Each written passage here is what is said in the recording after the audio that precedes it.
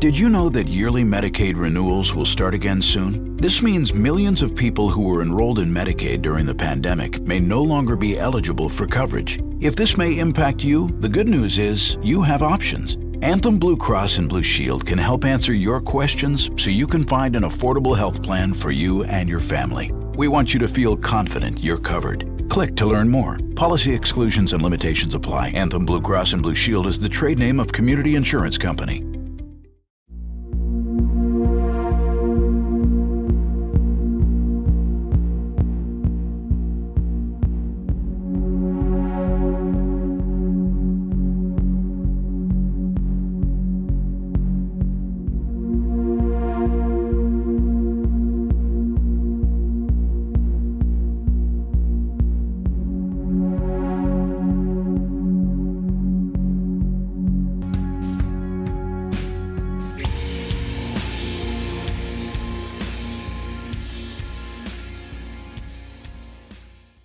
Hey everyone, welcome to the From the Shadows podcast. This is Shane Grove, your host, and I want to give a quick update to everybody on Jason, the super producer. He is out of the hospital, so he is, he's, I think, on his way to recovery a little bit. So he wants me to let everybody know to keep him in your thoughts and prayers. He really appreciates all the messages and stuff he's got from all the listeners and fans here the last couple of weeks, and he's still got a long road of recovery ahead of him. But we all know Jason's a tough dude. He's gonna pull through. So we all appreciate everybody's concern and well wishes. So before we bring our guest on, I want to remind everybody that if you want to get a hold of us, just to say hi, or if you got a story or something you want to share, you can find us at From the Shadows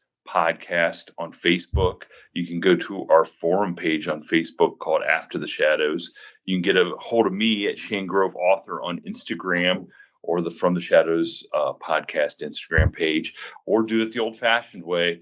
Go to our website, FromTheShadowsPodcast.com, hit the contact page, send us an email. I promise I'll read it and get back to you. And, if you get a good story, we'd love to have you on the show. So, and for everybody that can't get enough of what we do, you can check us out on our Patreon page, From the Shadows Podcast. We usually get all the episodes up commercial free a day early, or at least a night early. And then we do some extra content for everybody a couple times a month, as much as we can pull ourselves together and do it, because we're all busy and it never seems to be enough time. So with that, I want to introduce our guest, who comes highly recommended by a couple of our former guests. Since I first made contact with this gentleman, he has sent me some of the craziest pictures, sound recordings of some of his encounters. So I can't wait to bring him on, have him tell about those encounters and share some of this stuff with you guys. So all the way from what sounds like the worst place in the world to live, from Australia, we got Yowie Dan. How you doing, Yowie Dan? Good, thank you. Anyone that calls me a gentleman, I like him. So it's and I don't mean to put down Australia, but because it sounds beautiful, and I do have lots of friends there, and but man, we were talking about how hot it was, and it seems like every other thing can kill you in Australia. Every other kind of animal seems like they grow bigger and meaner down there. So it makes me totally terrified of ever visiting. Yeah, well, we don't really come into contact with a lot of the dangerous animals unless we go out into the bush. Like, we don't get them. There's not like there's kangaroos and brown snakes going around our house. But if you're somewhere near the bush, or your house is near any kind of bushland, then you've got to be very careful of the brown snakes and the funnel web spiders that can kill you as well. So, yeah. Oh, geez. Let me write that down on the list of more things that sound crazy. Jeez. So I want to hear how, first of all, how you got into the whole Bigfoot. Well, you guys call him Yowie over there. I want to know how you got interested into that, because I don't know a lot about how the Australians, like we can kind of trace back in our modern history here in the United States from some of the sightings, and then the Patty film, from the 40s and 50s, and some of the stories, and kind of when Bigfoot in the modern age here in the United States kind of came into the forefront. What's the background in Australia? Well, when the first settlers arrived in 1788, not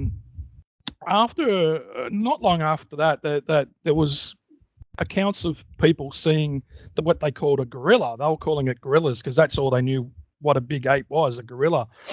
And so then various accounts from all over New South Wales and Queensland, and even down to our nation's capital, Canberra, which is pretty much inside of New South Wales. And there was old newspaper reports of people seeing these, gorillas or hairy men. So it's been around for a lot of years. And then not until you're looking into the 1970s, where a man called Rex Gilroy was saying, he's finding casts of big feet, like Bigfoot, and he's, and they're calling it the Yowie. So Rex was pretty much the pioneer of the first researcher that was doing anything, and he kind of stuck his neck out to say, hey, these things are here, but people would laugh and make a bit of a joke. But after that, and especially when Facebook, and you got Facebook groups and people are talking, and more and more people are opening up and telling their story. The Dean Harrison, who runs, if you look up a website called Australian Yowie Research, and there's just countless reports from every state in Australia from different time periods, some from the older generation that's seen these things when they were young in the 1930s and 1940s or 50s and up till now. And that's like a library of our history of reports. So, and Dean's done a great job at doing that, because otherwise these stories would be lost. But where I come into it is basically, I used to train greyhounds. I had a couple of greyhounds that I bred myself in the back of my house. So I had 10 pups running around, and they just chewed everything. There was nothing green or a plant alive after they would run around the backyard, I'll tell you now. So, and my mum wasn't quite happy of that. But anyway, they grew back. But anyway, I went to a place called Appin, Appin, and it's about 60, 70 k's south of Sydney, and there's like a trial track. It's a straight track, and you use it to run your dogs up the straight.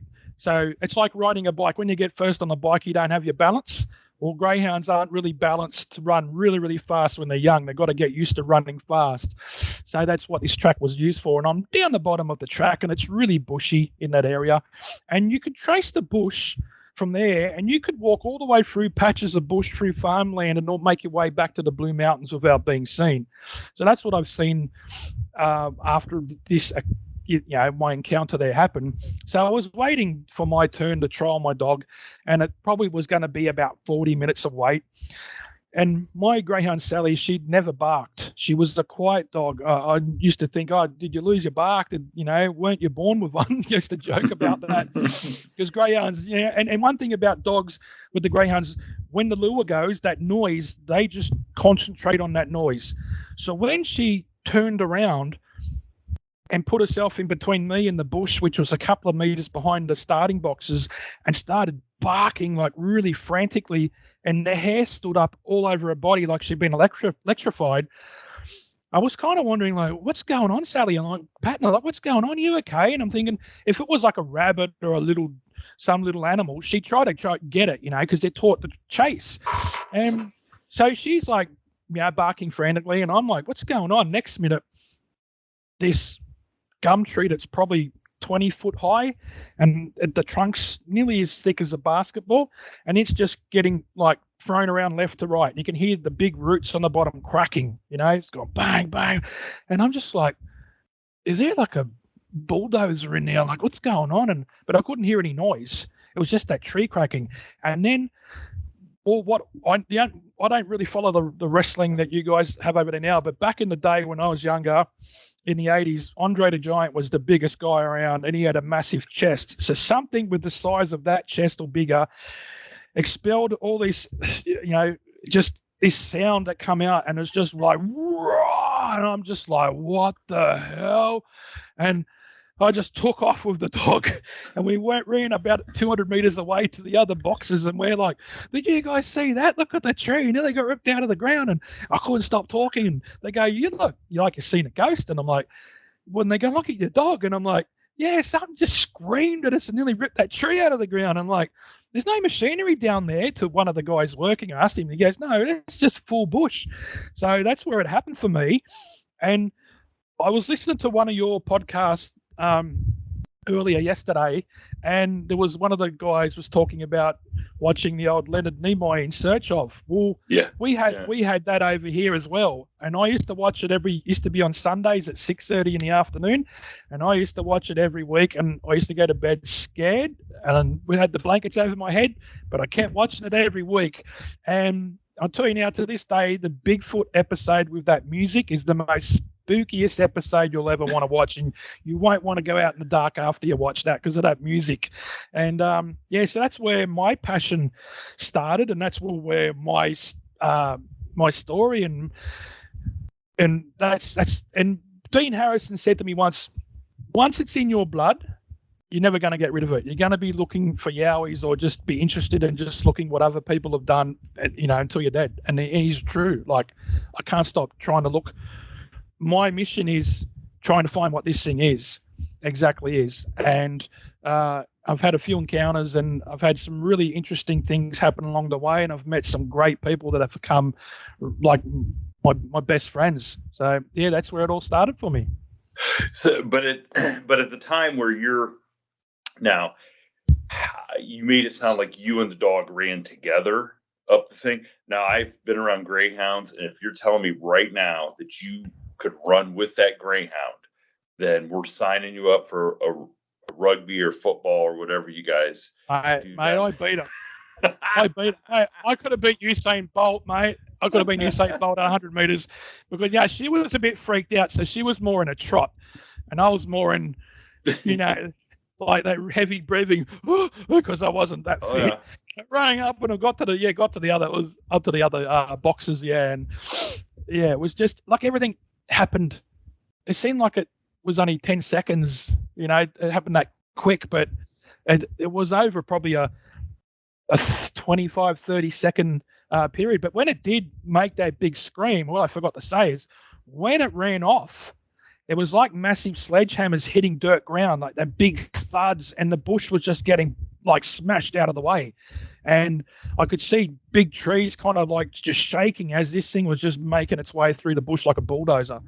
And I was just like, well, what's this thing? Like, I'm going to look up. So straight away, and this is 2005, and I've been really doing research in 2 more years. It's 20 years, so 2 decades worth of research.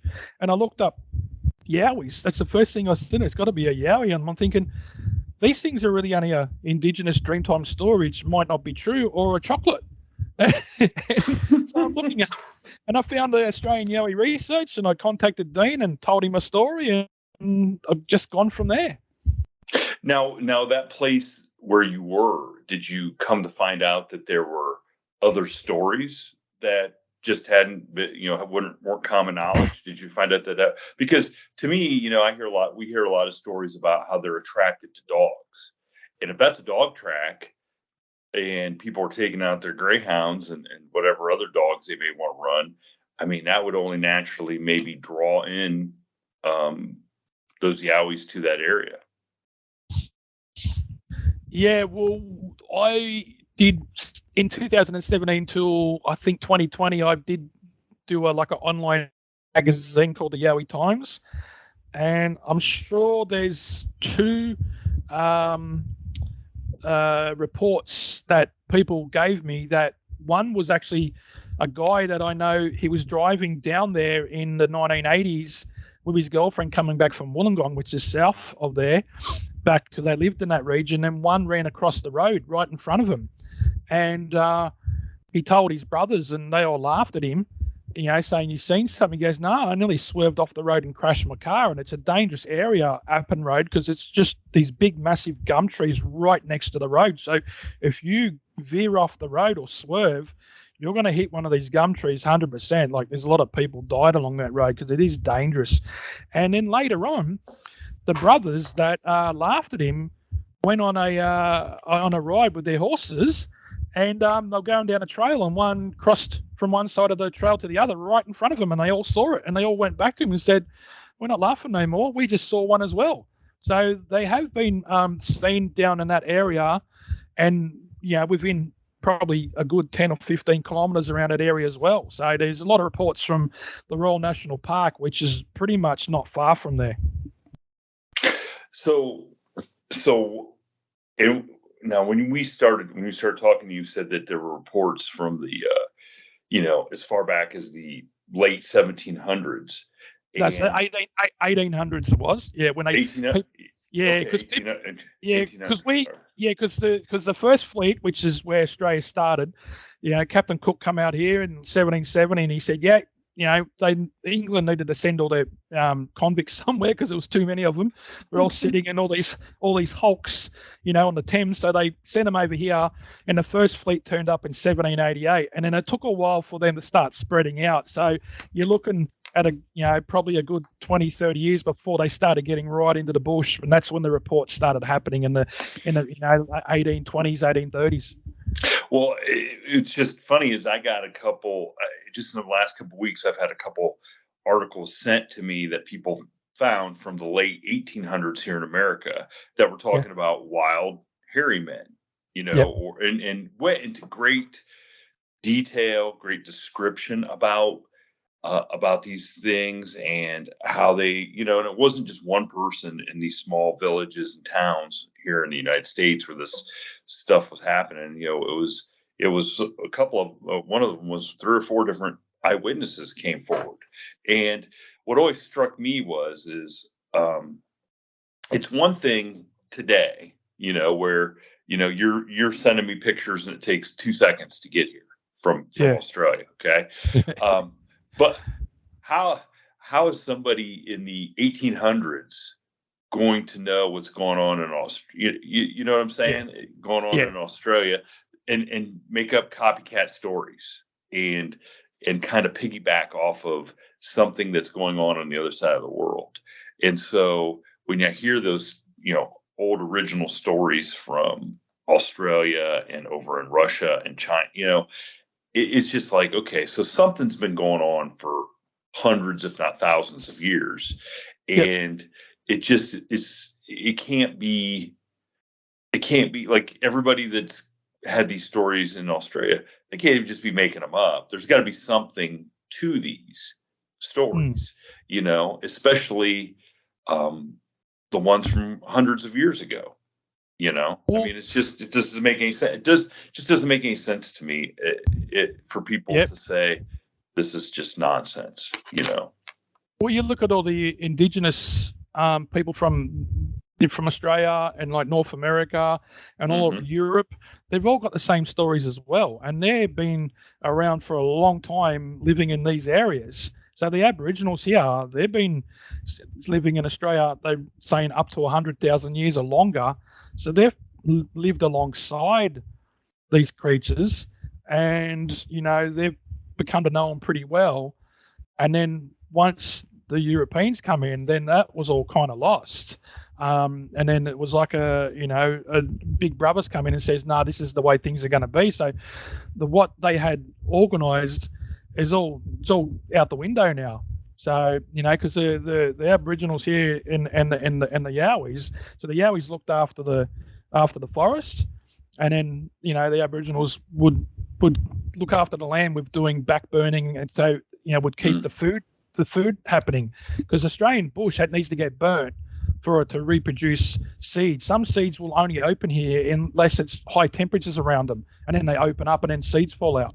And if that doesn't happen, the seed doesn't come out unless it gets broken open by something like a rock fall or something, or the tree falls over and it happens to get crushed. But yeah, going back to the stories, yeah. So there's not only the Europeans and the white people telling stories back in where there's no Facebook, there's no mobile phones. And how does one story from like 1850 from America get to Australia in 1830? It doesn't, or vice versa, different. I know. Yeah. So, 1850 in America, 1850 here, it just doesn't happen. It would have to get on a boat and take, 8 or 9 months or 18 months to get here. So that's how far away we are from everyone, with the boat. So, yeah, that's what's really mind-boggling, mate, where, these stories were already out there way before, Europeans moved into North America and Australia. So it's funny.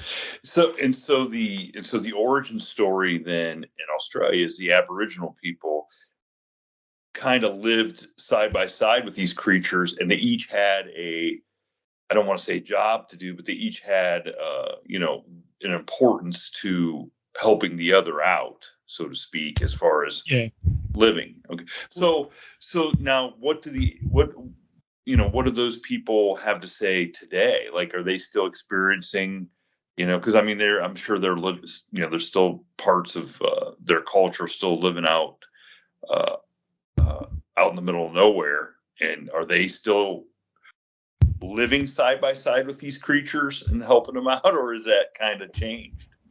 Well, they still have an understanding, but it has changed because of the white man, So the way things were getting done for, thousands of years all changed, where, the populations of the Indigenous fell away, where, they had fights with the European settlers, and, the Europeans had guns, so they were shooting the Indigenous people. And you look at Tasmania, there's no Tasmanian Aboriginals left. They all died. They all got moved away from that area. So the understanding is still there in parts, but not like it was.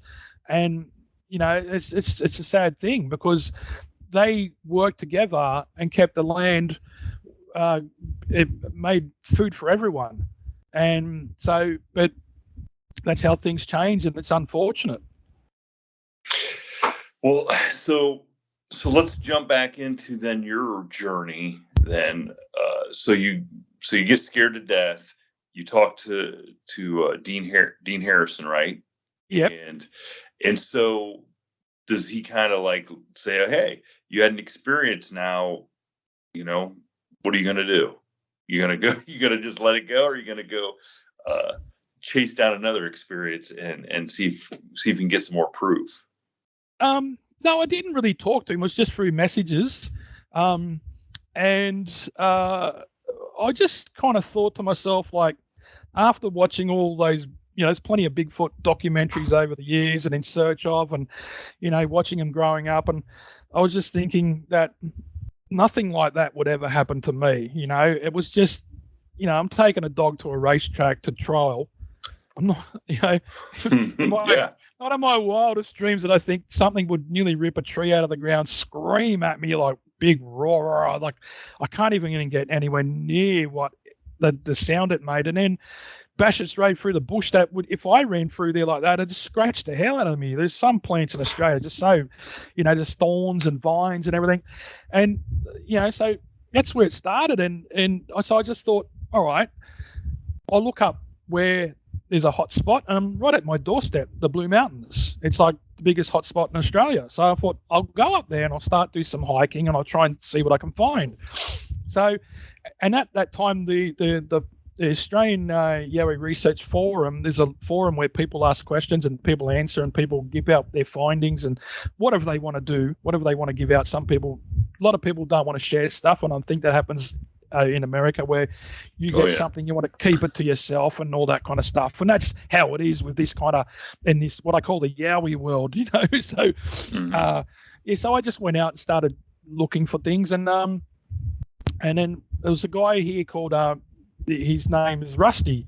he's got a really good YouTube channel called The Rusty 222, 222, 3 numbers. If you watch The Rusty 222, he puts out like CCTV cameras and that like videotape 1 kilometer away for weeks on end. So something might walk through there, he captures it. So yeah, he was doing stuff like that. So I kind of learned from the guys that were already out there doing stuff, and I took a bit from each person. And I kind of, everyone has their own way they research, but I took a little bit from this person, a little bit from that person, and molded it up into what I thought was my best chance of getting any sort of, footage or recordings. So I went out and put sound recorders out, and I actually went out to areas and camped by myself in the bush, I'd hike 3 or 4 or 5 hours along trails and go bush bashing for 1 kilometer or 2 and just be out in the middle of the bush going, here I am, where are you?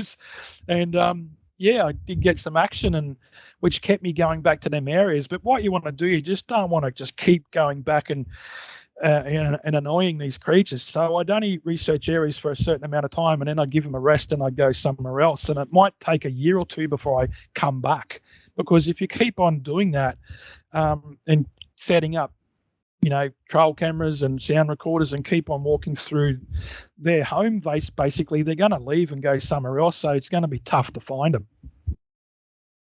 I gotcha. Yeah, I mean that makes sense.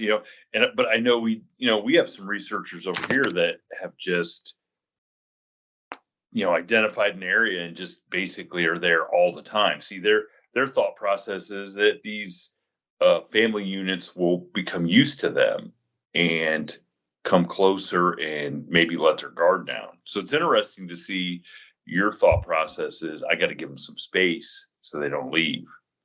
But look, I'm not saying anyone's way is wrong or right. It's just the way, like I said, I molded the way I believe that it's going to be best for me.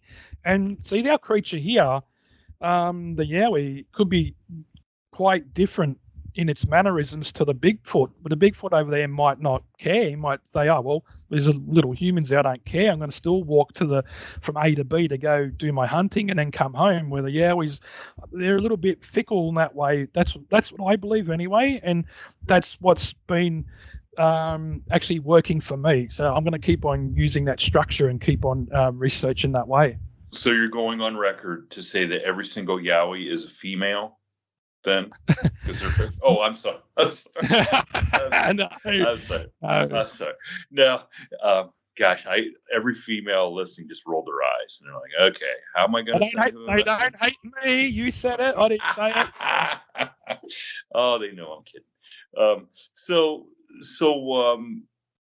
let's get into some of your experiences, because I mean, you got some, like I said at the beginning, you've sent me some really cool sound files of that, just are unbelievable to me.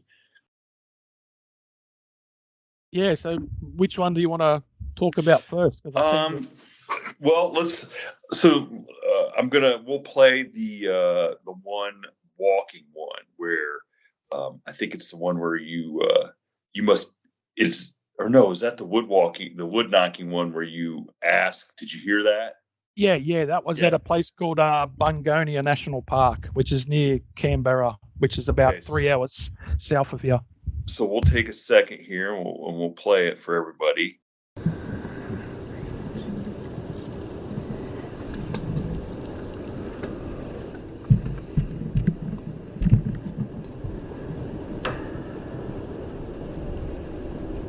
Did you hear that? I've got a big wood knock. Okay, so set that up, because you're obviously out there camping in the middle of, describe where you're at when you hear this noise and what you're thinking after you hear it. Well, I was down at a place called Bungonia National Park, and it was actually pretty cold. And in that national park, they don't let you light campfires. Because of the risk of the bush is so dry down there, the risk of bushfire. So we end up just having like a gas heater thing out there, which worked quite well for us. But we were on a lookout. It was my wife, and two friends, David Reed, who researches in the Canberra area, and another friend of his called Vlad. So we're on this lookout, and I've got my parabolic dish, which is from a place in America called Wildtronics, and I've got the headphones on, and got the noise cancelling headphones, so I can't hear anything else but what's coming through the sound recorder. And this is the first, I think, 10 or 15 seconds I ever used it. I used it like practicing, like just out front of my house listening to cars and birds, so I got used to it. But in actual research, in a real situation where I'm using it to try and hear something, it was like 10, 15 seconds. I've hit record, and I've just asked everyone to be quiet, because even if you walk anywhere near this 10, 20, 30 meters, if you make some sort of noise, it gets picked up in this dish. It's really sensitive. It's really good. And so I've pointed it down in the valley, and this valley is really steep, and there's no trails there. Like, it is like really steep. I've sent you a photo exactly where it was pointed down into, and pretty much after 10 seconds, there was a wood knock, and I just said to them, "Did you guys hear that wood knock?" And they went, "No." So it come from pretty far down in the valley, and it's a crystal clear wood knock. I've never recorded one as clear as that before. And those guys didn't hear it. Nobody else heard it. Just you heard that. Just with the parabolic, yeah. And there was no wind in that area. There was a little bit windy around like another side, but there was no wind getting into there, so it could not have been a tree hitting a tree, because they do sound like that on occasions. But it was still in that area, so I don't know what tree hit what. But yeah, to me, yeah, that's a clear wood knock. So it's really like, as soon as as you were saying that, what really crossed my mind is okay, did that thing know you guys were there? And was kind of, is that its way of communicating to another one? And imagine if you don't have that dish, you have no idea there's one that close. Because I mean, no matter how far away, I mean, it had to be close enough, close enough that you don't want to not know it's there. You know what I'm saying? So yeah, if you don't have that dish, you don't know that one's talking to another one, if that's what they were doing, and that they were that close to you. Well, we only heard that. Yeah, we only heard that one. Well, I only heard that one wood knock, and we didn't hear or see anything else that night. And it was getting pretty cold, so we had to go back to our campsite, and we pretty much just stayed there the rest of the night. And then it started raining. So, but it's good if you go out and you can get one thing like that. It does make things worthwhile. But there's plenty of times we go out and we get absolutely nothing. And it's just raining on you. Yeah. We had tents up. We just jumped in our tents and said, "All right, let's go to sleep." So that's what we did. Now I want to play, before we get to the one really good one, I want to play some of these. I want to play one of them. Yeah, of the walking. Is it one? Is that one from Glenbrook? Yeah, from Glenbrook. Okay. Yeah. Yeah. So we'll play here, and then we'll.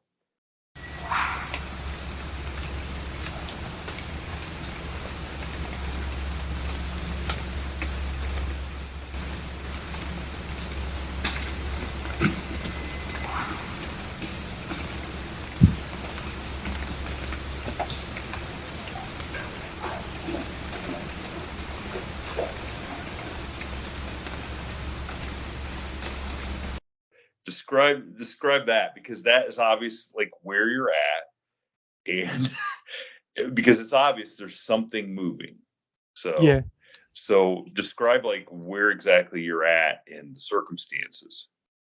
Well, this is an area I happened to find at Glenbrook. Is the first suburb you come to when you come to the top of the Blue Mountains, and so I only went to Glenbrook because I knew this trail was an easy trail, not too hard. And I'd recently had a Achilles tendon operation 3 months prior, and I was a bit jealous all the boys were going out and talking about stuff on AYR, and so I wanted to just go out. So yeah, my physio told me off later, like I could have tore the tendon off the back of the bone and stuff like that. But anyway, I took the risk, and so I went out there and was doing some research, and it took me a while to get down to this area.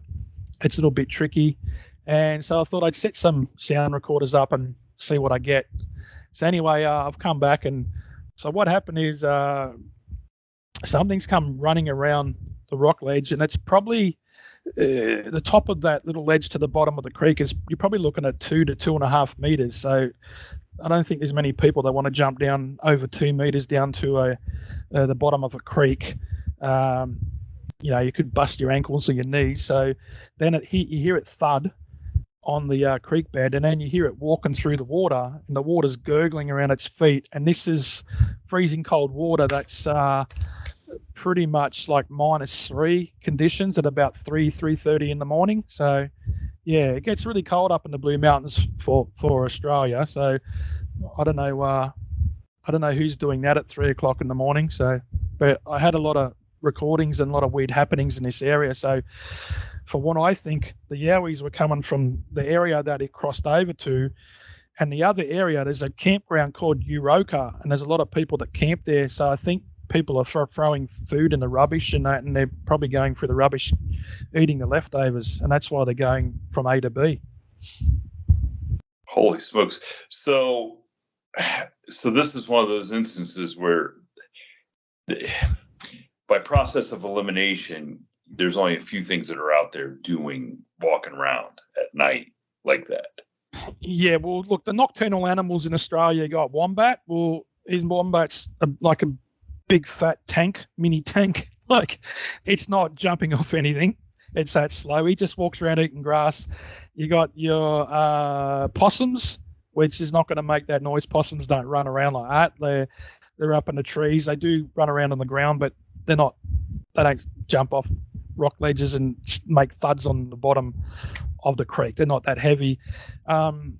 Kangaroos, no, you can tell, and there's no kangaroos in that area. It's too rocky. Kangaroos are more in a grassy area.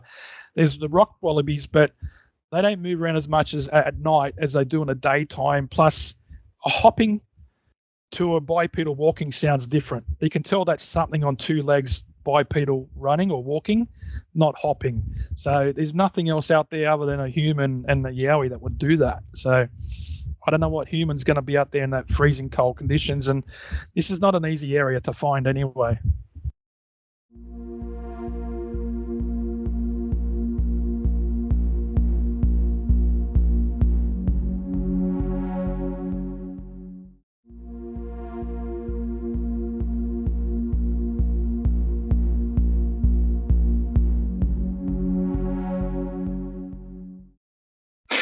Yeah, and now that was one where you just left the recorder and left the area. Yeah, I did. Yeah, just left it for a week. And you know who else? So I know the Olympic Project out in Washington. They do that sort of thing too. Rather than put up the cameras, they put out like little recorders in this area that they have discovered, like what they believe is nesting sites and stuff. And it's amazing. Like, it's almost like the ghost creatures do everything they can to avoid a trail camera or any kind of camera you put up, but it's like they don't even care about a recorder. They'll walk right up to it or by it. And it's almost like they're trying to, make noise so that you can hear it, and you would think that just that a recorder and a camera, just in and of itself, being out in the wilderness, would somehow alert them to that something's a little strange. In my book, if you're that sensitive as an animal, or if you have that kind of instinct. Well, one thing I've found between a sound recorder and a trail camera will make a noise. The human ear can't hear it. When I recorded some howls at Maramara, I left a sound recorder on top of the trail camera. And during the recording, you can hear the trail camera wind and click every time I took a photo. But you can't hear that with the human ears. So are they hearing trail cameras working, making the mechanism inside working where we can't hear it because it's so soft? But can they hear that and thinking, what's making that noise? That's weird. It's something we don't know. We're not going to go near it. But a sound recorder, you press record, it just doesn't make those noises. So it could be something as simple as that. Interesting. That's interesting. I mean, again, it's fascinating to me, all the different approaches that you guys and girls out there, like doing the real research, have thought of, to try to capture some sort of evidence or whatever. And obviously you're capturing some good stuff audio wise, for sure. I mean, now I'm going to play the howl, because I think that is one of the best recordings I've heard of some creature out there that I don't know what it is, making a noise. So we'll play it, and then we can, I want you to describe it, and and I'll tell you what I think it sounds like, and we'll go from there.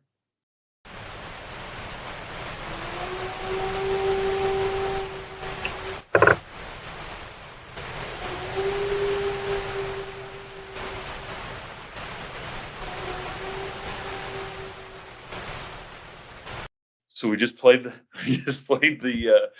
howl. So tell me, I mean, and I told you before, that to me sounds like you were in Ohio. It captured the infamous Ohio howl. You're gonna have to send me that, because I've never heard the Ohio howl. I think there's one from Washington. You've never heard the Ohio howl, and I don't want to say. I mean, I think Matt Moneymaker is the one that captured it, but I don't want to say that for sure, because I don't know. I should know, but I will. I'll find it and send it to you, because it. I think it sounds. I think it's. Well, I'll tell you what. We'll put it in right in here, and we'll let people hear both of them and see what they think.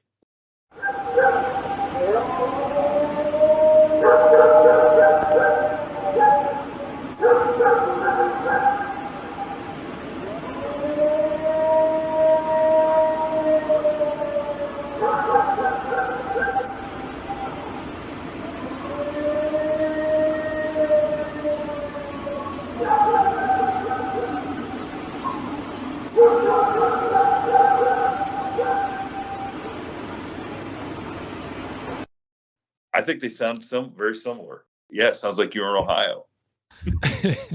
No, I was in New South Wales, in the state I live in. Yeah, so they set up the situation where we were. The reason why I went to this area, because a friend of mine, Heath, he was fishing on the Hawkesbury River, which this Maramara National Park is pretty much right on the edge of the Hawkesbury River.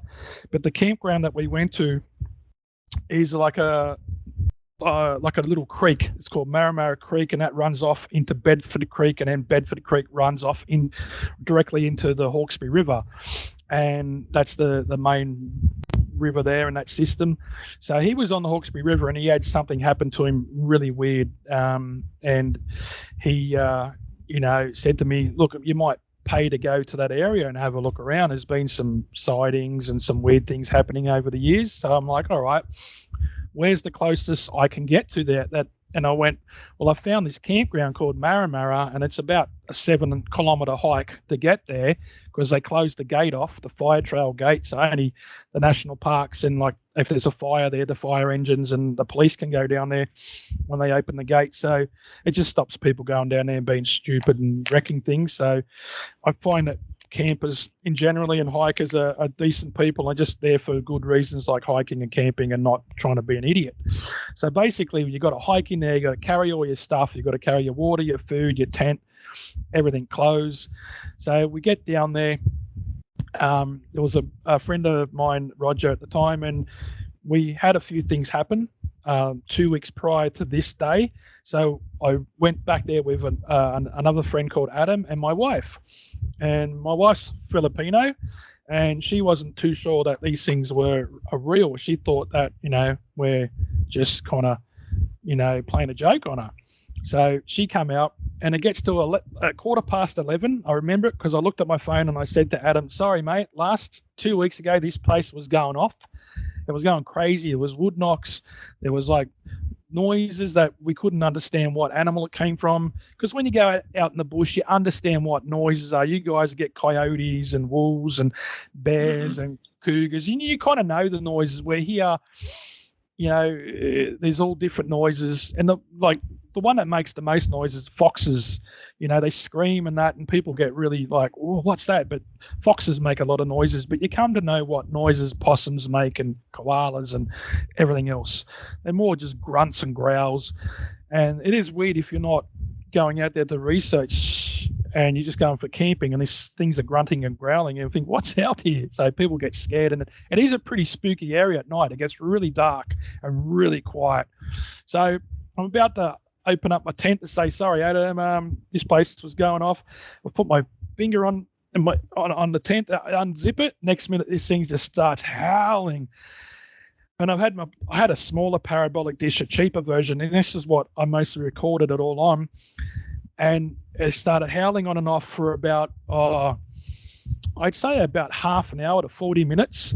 And the howls that we end up hearing, it was like, you're there yelling out to say to your mates, where are you? I'm lost. So it ended up coming down the ridge, which is no trail, and it's just solid bush, coming down that ridge over a period of time as it was howling probably every 5 minutes. And when it did howl, when you hear dogs get to the end of their lung capacity when they're making a howl or a bark and they kind of at the end, you kind of wavers. Well, this one, when it howled from up and down, when it did its sequence of howls, mate, it was just punching it out strong where it had more left than its lungs. And the sound recording doesn't do justice of how loud this was. And no person would do this. It's like when you blow balloons up after you might do 3 or 4 balloons and you start going, my lungs have they've had it. I can't do it no more because it's hurting my lungs. Where this thing was just doing it constantly. And we didn't hear anything else reply or any other noises. And about 100 meters away from us was another couple camping. And I've come good friends with him. His name's Kurt, and we've gone back to Maramara a few times since and recorded some really weird, really weird sounds there that we can't say what they are. But on this day, it come across the tidal creek, which was about chest high, and this was in June, which is winter time for us, and it's really cold because I walked across the creek in the next day where I had my sound recorder on top of the trail camera, and I didn't have any shoes on, and I had to come back and put my feet over the fire because I nearly got frostbite, or they were freezing cold and was hurting. So you wouldn't be walking through there at 11 o'clock at night. I wouldn't go in the water in the daytime. It was that cold. So it come across, and when we heard it come across the other side, there's long grass there and ferns that sometimes they get to about as high as someone that's about 6 foot tall. So you could easily hide in there. But we heard that. And while this was all happening, my wife was throwing heaps of wood on the fire. She was freaking out. Kurt had got out of his tent to start a fire as well. And he said to me later on when we talked the next day that, look, he's been out in the bush, shooting wild pigs and all that. He goes, I've heard all these noises that all these wild animals make. I've never heard that before. He was like, what the hell is that? And he goes, that was loud. So he asked us what we're there for, and we told him, and he says, I'm really interested in that. Can I join you? And I said, yeah, if you want to come out with me, you can come out. So we've become good friends since then. And so when he's come out and put the fire on, his girlfriend was freaking out in the tent, like, what's this going? What's this screaming? He said they could hear it walking around through the grass, the other side of their tent, probably within about 20 meters. So we've shone our torches that way. And we had really bright torches that just light up the bush like daytime. And he's looked around at us like they've heard the same thing. So he's pointed his torch in, and then we're following it going through the bush, but we couldn't see it. And then it just ran up this ridge that would take us about at least 40 minutes to climb back out. It's the way that we get out. And this thing's gone up there within about 10 seconds and gone. And So I've just went straight away, we've got to come back here again. So we've been going back there in wintertime only because there's no snakes and there's no people there at wintertime. So it's the best time for us to go there. So the night you recorded the howl, Kurt and his girlfriend were about 100 meters away, and they heard the howl like close to them. Like it was not like right up on you, but it was right up next to them.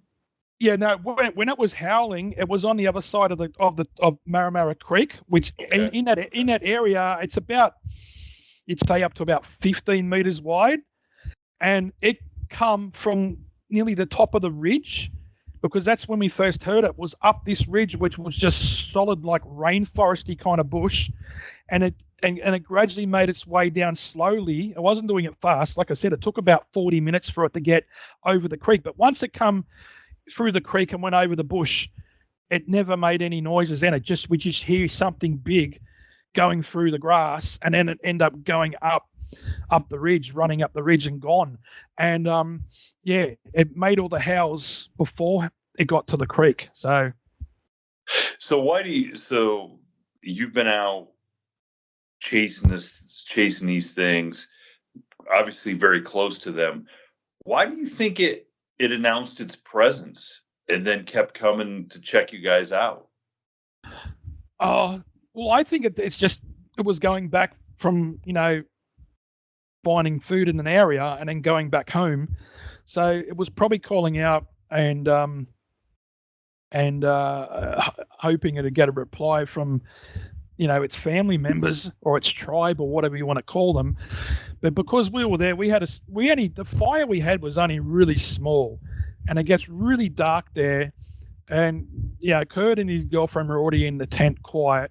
We were just sitting around the campfire talking, and we weren't talking that loud. We're just, talking. We're trying to be as quiet as we could. So if we heard something in one ear coming from one side of, from where we were sitting, we could go, oh, quick, let's go over there and we'll get the parabolic and we'll try and listen to see what it is.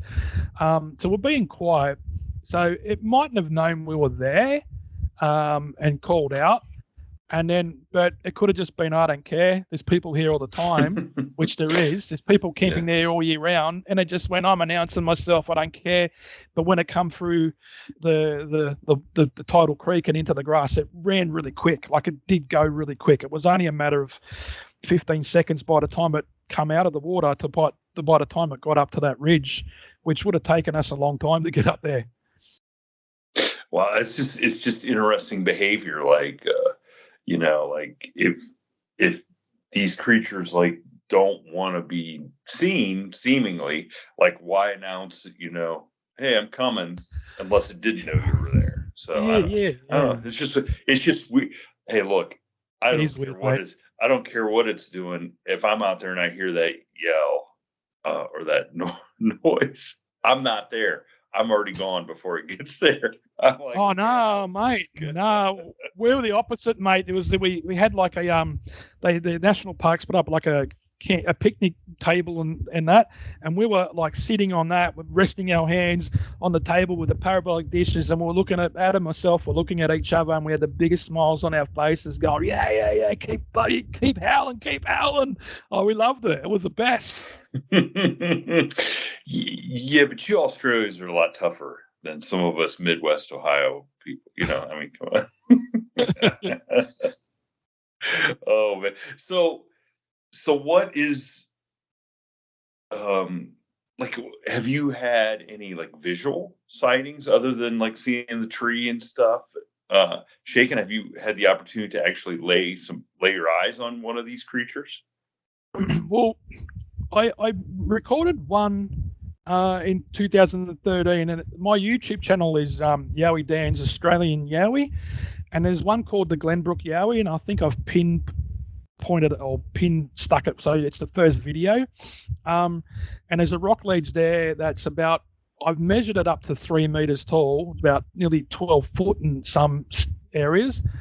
And I was down there when I put the sound recorders out, and had my ankle operation, and I did not see this one, but I recorded it in the background. like standing next to this big rock formation, and you can only see the top bit of it. It's about from its like shoulders to its head, but the rest of it's all covered with thick bush. And I've shown you the pictures there of that rock ledge. Oh, okay. Yeah, that's from that. That's from that Yeah. video. Okay. Yeah. So the rock ledge, you see one of my mates, he's on his hands and knees. That was actually Heath. He one that said go to the Hawkesbury area, and he wanted to come and check out the area. So he's got his hands on his knees and he's looking down, and it makes him look like a little kid. That's how big it is. And then like, there's nothing else there that's that tall. Nothing's 10 foot taller or in Australia. So I didn't see it or smell it, but I caught it in the background, and I watched that video 4 or 5 times before I picked that up. And this was back in 2013. So I was researching that area a little bit, and before I stopped researching it, I walked along the trail to go in, and something started paralleling me, and I heard some Indigenous kind of voices around, which is like, they call it samurai chatter, which is like the Yowies make and talk, but it sounds like an Indigenous speech, and it sounded like kids, and then it sounded like teenage girls, and then it sounded like adults, and I was like, it was raining and foggy, but I was like, what the hell's going on? And so I'm walking along the trail, and this thing's paralleling me in the bush, and I'm thinking, is that just a wallaby, and it's just happened to be going the same way? But over about a 700 to 800 meter hike along this trail, it would stop when I stopped, and then it would walk when I walked, and it didn't sound like hopping, and I'm like, something's there. So I know that where there's an area where it's more like paper bark trees and there's less thick bush. When I get there, I'll get the camera ready and see if I can get it. So anyway, when it got there, I've been really bad with the camera back then. I was overshooting it because it was kind of a bit higher than what I was. And I was overshooting it, and I was actually pointing to the top of the trees, not down the bottom where it was kind of looking around, looking at me. And these are ones called jungities, and they're only about 3 foot tall. That's as tall as they get. And they look like they're about a 10-year-old kid. And they've got small lips and noses, and they only got little features. And it was just looking at around me. And I thought it was just like a bulge in a tree where some sort of insects got in there, and it's made the tree kind of looking like trees here. Sometimes they bulge out because of the insects in them, and or the worms or something. Anyway, I'm looking at this thing, and I'm thinking it's about 8 meters away, and it's raining and it's foggy, and I look in, and I'm like, is that what I think it is? And then it blinked, and it just moved its head about an inch, and then I just started picking up all the features, and all the hair started standing up on the back of my neck, and I got that kind of like a weird feeling, and I'm just going, and I just remember saying, my heart's beating now, and I'm like, oh dude, it's always beating, but it was like meant to say it's beating hard, and like, holy hell, I've seen one now, they're real. And I just started picking out features on it, and but I never really got it on camera because I kept overshooting, and by the time it was like really small. It was behind this small, like it was the thickest tree there, but it was only a small creature, and like the top of its head would only come to my chest, and I'm like just about 6 foot tall, so it's only half as tall as me, really small. And then from then on, I went, yeah, they are real. What I heard and encountered is real, but this one, why is it so small? And then I didn't know there was smaller ones. And after that, I was at a place called the Wadigans with Adam, and it's north, about 3 hours north of Sydney, and there's a lot of people there during the daytime, but we're in a campsite where there was people, yahooing and that. So we walked over a ridge and went to another area. And I said, I want to go down to the creek to see what I can find, because, where there's water, there's life. Where we're up on the ridge, it was dry and bone dry. So he goes, I'll stay up here. So I've gone down there. It's about 200 meters to get down. There's vines and everything, and it's really hard to get down. But I got to the bottom, and I said to him, something just growled at me. And we've got little walkie-talkies, and I'm going, something growled at me. He's like, yeah, sure. I said, I'm telling you, something just growled at me. I'm like, hope it's not a wild dog. And then it just took off up the ridge, and I'm like, I couldn't see it. It was like all these leaves went flying everywhere. And I go, well, it's coming up to you now. And he's going, what? And then he goes, I can hear it. And then, so I started climbing back up. Then I can hear something running along the ridge from my left to the right. Then I can hear something about 10 seconds later running the same after it. So the first one was the Yowie, the second one was Adam.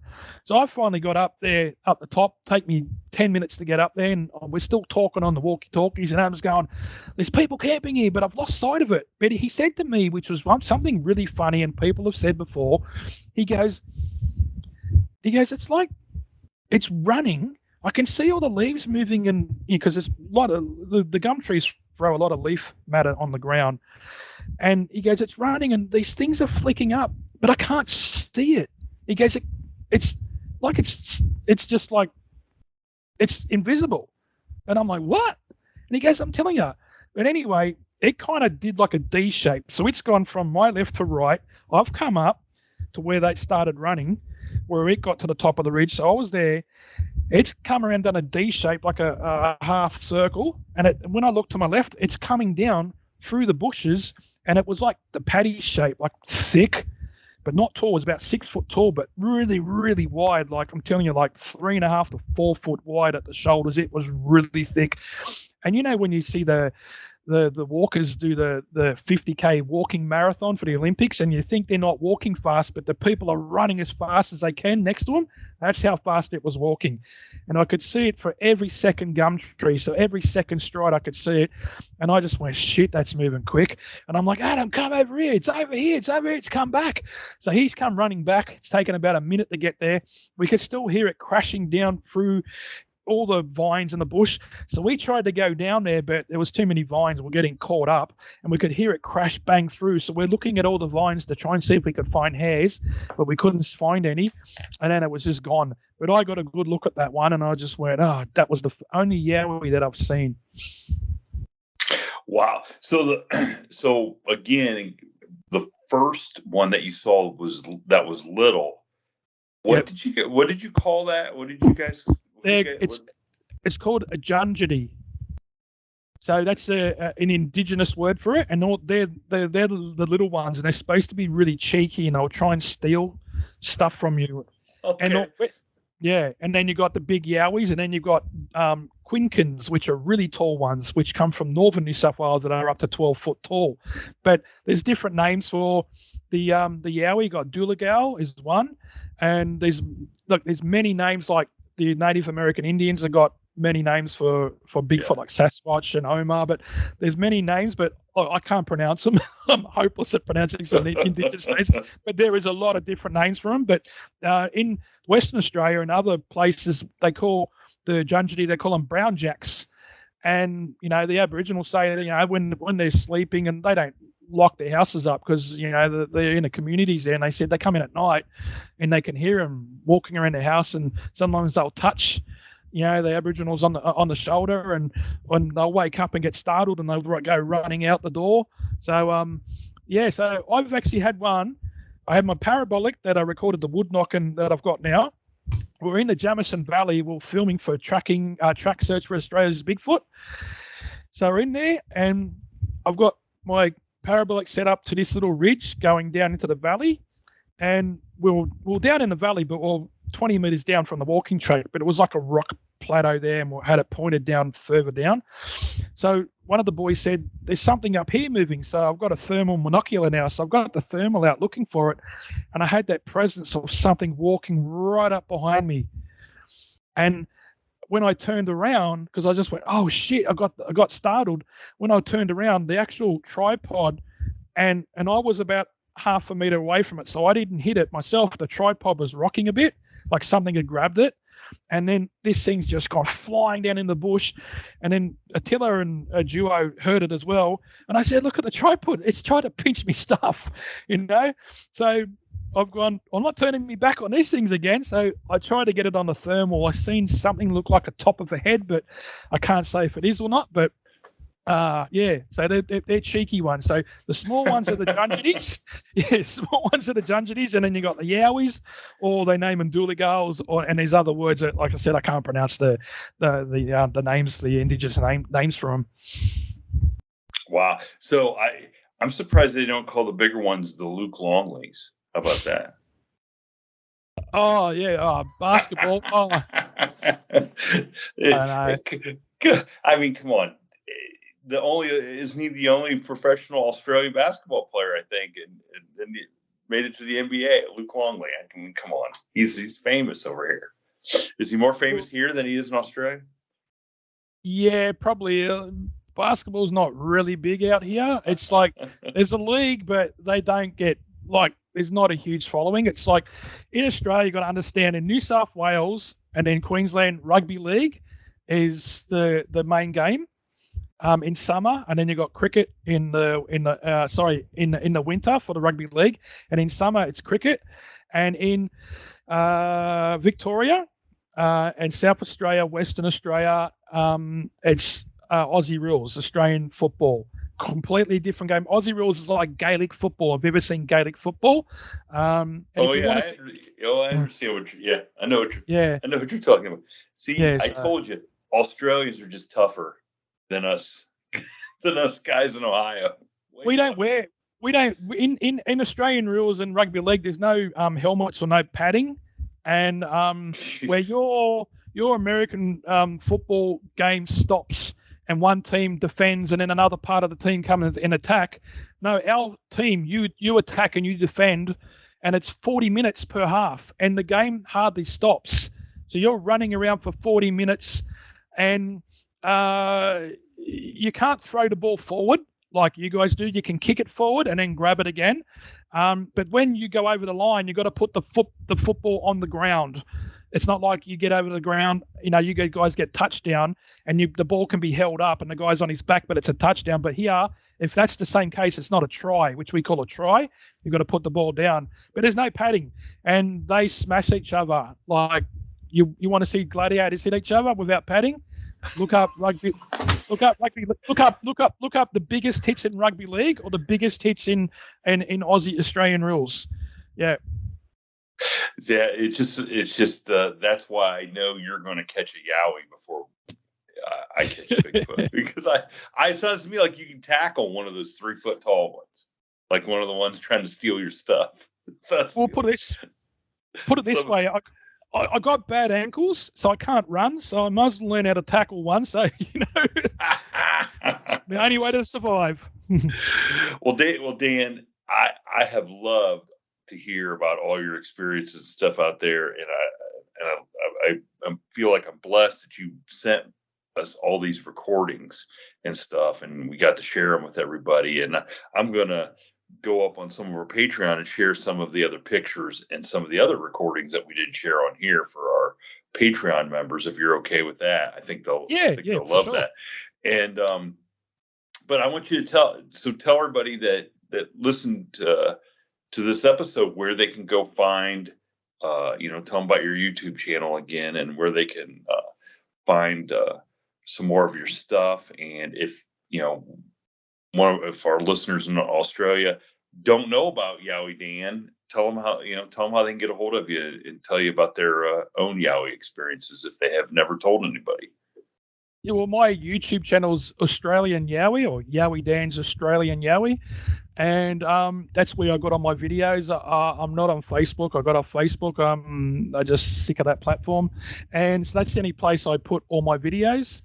And if anyone wants to message me or anything through Messenger, I still got Messenger under Yowie Dan. I'm happy to have a chat anytime about Yowies.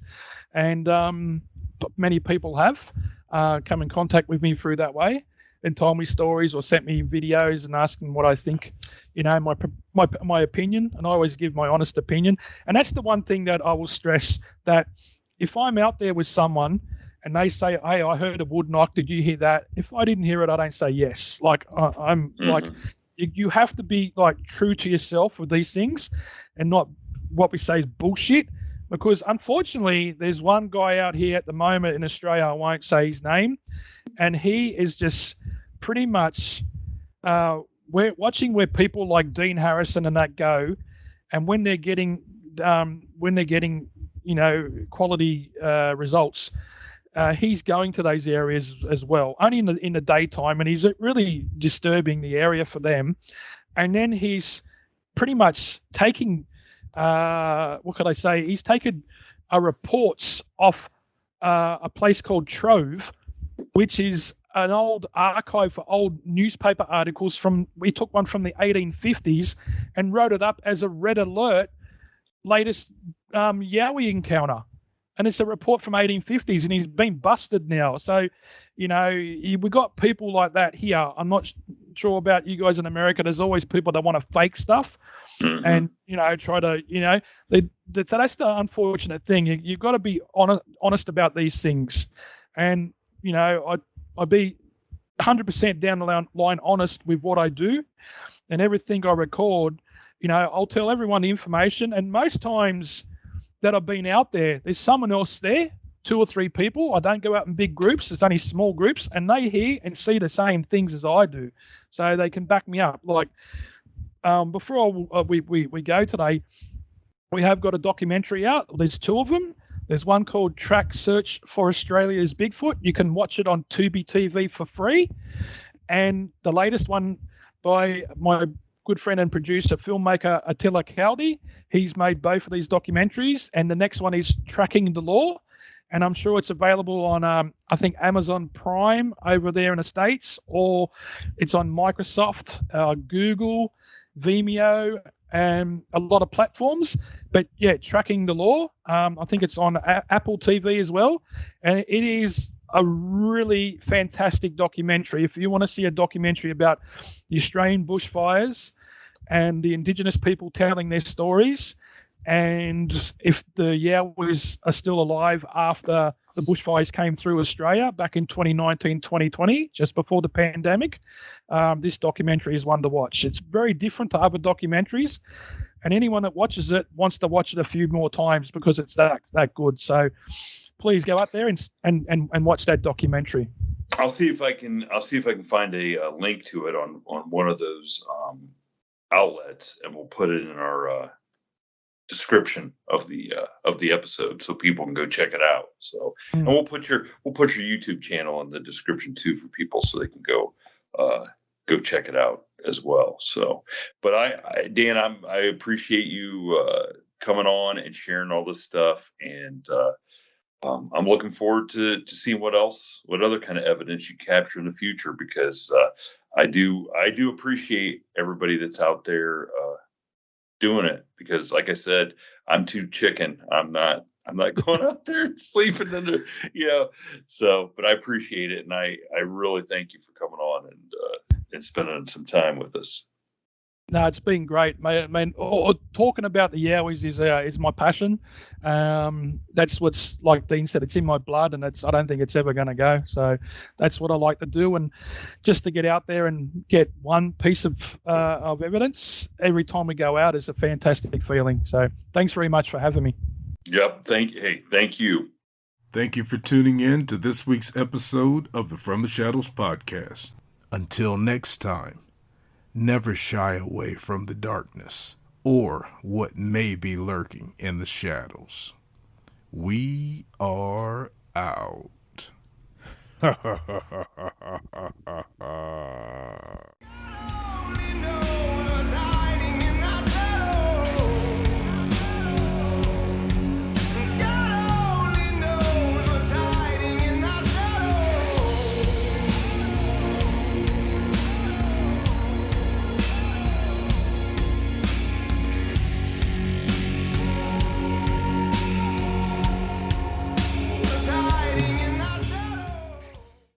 %of households that start the year with Peloton are still active a year later. 92% because of a bike?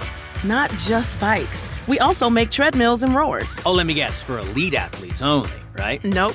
It doesn't matter if you're an avid exerciser or new to working out. Peloton can help you achieve your fitness goals. 92% stick with it. So can you. Try Peloton bikes, tread or row risk-free with a 30-day home trial. New members only. Not available in remote locations. See additional terms at onepeloton.com/home-trial.